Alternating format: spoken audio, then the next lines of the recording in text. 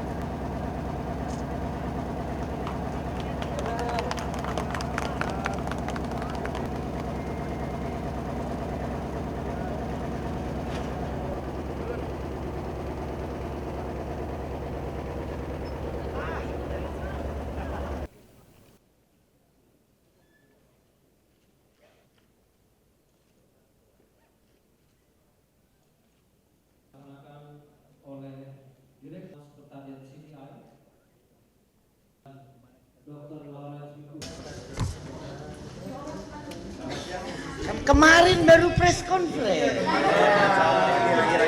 Setiap hari. Hah? Hah? Dulu kalau macet di Jakarta maunya punya tank di Brodo gitu. Orang kampung kalau masuk Jakarta di Pangandaran 10 menit udah keliling kota. Kita babat semua mobil yang depan. Enggak. Agus cuma tadi remnya agak Pak Buyung tadi Ibu Susi dapat driver. tidak nabrak kan. Sebagai apa, Pak? Sebagai warga kehormatan kavaleri. Keren, Ibu. Kavaleri Corps Marinir. Kavalerinya kavaleri amfibi. Menterinya Pak Jokowi harus keren katanya. Ngapa? Bu Susi katanya dulu Bu dalam HUT RI. Oh itu kemarin kan Ibu maunya berapa? Ya maunya karena HUT RI 70 dapat 70.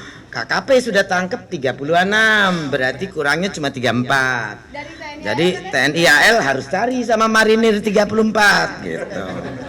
Kita persembahkan kepada ulang tahun Dirgahayu Indonesia 70 kapal kan gitu, bagus. Tapi gimana nih Bu programnya Bu? program apaan? Pengembangan terumbu karang ini Bu. Terumbu karang itu adalah rumah ikan. Kalau kita tidak jaga, pasti ya ikannya juga akan habis. Satu hal kita tahu, Australia itu menutup 70% coral reef barrier untuk tidak dieksploitasi lagi. Tidak boleh ada industri perikanan lagi di 70% coral reef barrier dia. Dan keputusan itu ternyata bukan mengurangi produksi perikanan mereka, malah berlipat-lipat. Karena mereka jaga rumah dan rumah produksi. Terumbu karang itu kan rumah produksi ikan. Tidak ada ikan atau binatang laut apapun yang bertelur dan membesarkan anaknya tuh di tengah laut bebas. Tidak ada. Semua pasti akan cari pesisir, gulma-gulma pasir atau terumbu karang.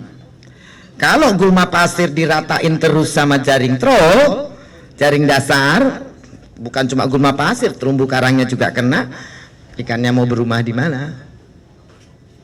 Jadi seperti itu.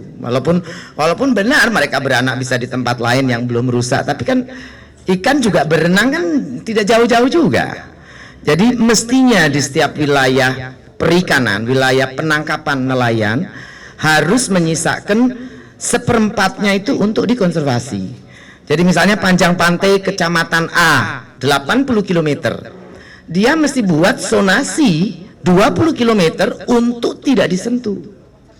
Ya, nanti misalnya 5 tahun itu bisa diambil, nanti tahun sebelahnya lagi. Dan seharusnya memang seperti Australia lakukan, 70% itu konservasi.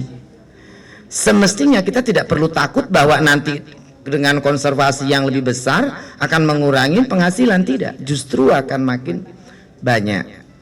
Karena ya yang betina misalnya, yang betina terus tidak dibunuh kan, hanya hidup terus untuk beranak pianak. Makin banyak betinanya akan makin banyak produksinya. Logika aja seperti itu. Sekarang Bu, terumbu karang di Indonesia kalau Ibu setelah pantauan langsung di feeling saya setiap tahun kita sekarang ini mungkin 5% rusak. Yang rusak sudah terjadi sekitar 40%. Ya, saya pikir dalam 10 tahun terakhir 40% terumbu karang kita sudah rusak. Seperti contoh Bali kemarin saya terbang di atas Teluk Benoa, itu bakaunya itu sudah di tengah-tengah tuh udah botak-botak. Depannya kelihatan bagus, tapi tengah-tengahnya botak-botak.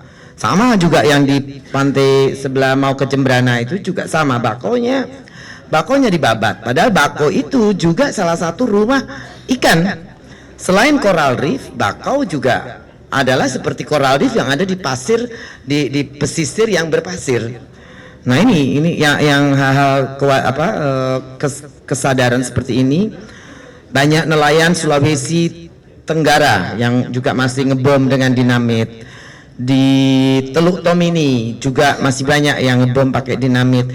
NTT, terutama NTB, NTT Selatan itu juga banyak yang pakai dinamit. Kemudian yang Kendari, Buton itu sekarang sudah sampai ke Raja Ampat. Mereka sudah mulai mengebomi di Raja Ampat. Nah persoalannya kadang-kadang itu ada backing pejabat, ada backing aparat, oknum-oknum ya, bukan kesatuannya. Kalau diberhentiin marah, kita orang pribumi, tangkepin saja illegal fishing asing katanya. Kalau yang lokal biarin, ya tidak bisa dong. Kalau perusakan itu mau asing mau lokal sama saja. Dan ini yang sebetulnya PR berat kita, seperti itu. Miliaran dolar ya Bu tadi kalau itu bilang kerusakan nilai ekonomisnya kalau itu dirusak. Oh iya, kan hasil perikanan Indonesia yang tercuri saja, jangan kata Bu Menteri ya, kata Bu Sri Mulyani 20 miliar dolar kan setahun.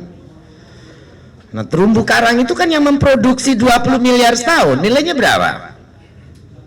Kan berkali-kali daripada 20 miliar dolar. Makanya 1 kilometer coral reef pasti nilainya miliaran dolar.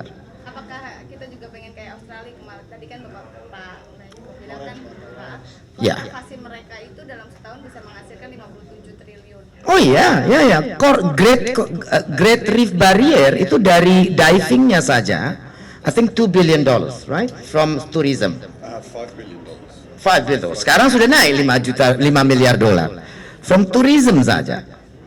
Nah, tapi kadang-kadang kita kan baru mulai mau melindungi apa, yang demo sudah banyak. Lebih sayang ikan daripada nelayan katanya terakhir di demonya kan. Menteri Susi lebih sayang sama terumbu karang dan ikan daripada nelayan. Coba. Padahal kan kita sayangin terumbu karang dan ikan untuk siapa? Oh, untuk nelayan.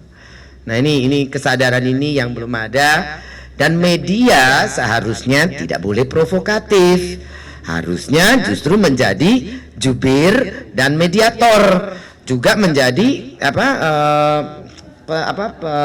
penyuluh. Tulis sedemikian rupa dengan tulisan yang baik supaya masyarakat mengerti. Gitu. Jadi media lah yang sebetulnya menjadi penyemangat,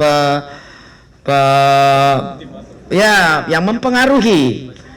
Anda yang change mindset dari orang ini. Saya kan regulator, bukan penyuluh. Ya, saya membuat regulasi. Anda yang mempromosikan regulasi tadi. Untuk kepentingan siapa? Untuk kepentingan Indonesia, bukan untuk kepentingan Menteri KKP atau kelautan. Dan seperti itu. Oke? Good. Ya, yang jago nyelam, yang jago di laut siapa? Marinir.